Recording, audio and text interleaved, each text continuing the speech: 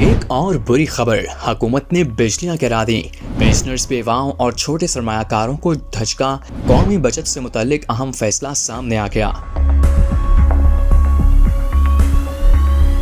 मुल्क में पेट्रोलियम मसनूआत की कीमतों में इजाफे के साथ ही वफाकी हुकूमत ने पेंशनर्स, बेवाओं और छोटे सरमायाकारों को भी बड़ा झटका दे दिया और नेशनल सेविंग्स के मुख्तलिफ स्कीमों पर मिलने वाले मुनाफे की शरह में नुमाया कमी कर दी गई है, जिसका बाज़ाब्ता नोटिफिकेशन और एलामिया जारी कर दिया गया। हुकूमत की जानिब से जारी करदा सरकारी एलामिया के मुताबिक माशरे के सबसे ज़्यादा मुतासरा और बुजुर्ग तबके के अकाउंट्स पर मुनाफे की सालाना शरह को कम कर दिया गया है।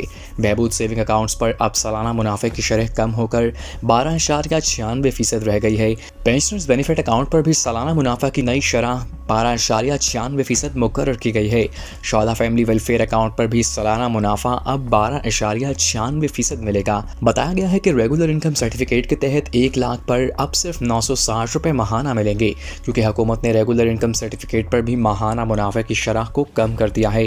रेगुलर इनकम सर्टिफिकेट पर अब माहाना मुनाफा की शरह 11.92% मुकर्रर की गई है। इस नई शरह के तहत अगर कोई शहरी इस स्कीम में 1 लाख रुपए की सरमायाकारी करता है तो उसे माहाना सिर्फ 960 रुपये मुनाफा दिया जाएगा। एलामिया में स्पेशल सेविंग सर्टिफिकेट पर भी मुनाफे की शरह को तब्दील करने का ऐलान किया गया है, जिसके तहत मुनाफे को 2 हिस्सों में तकसीम किया गया है।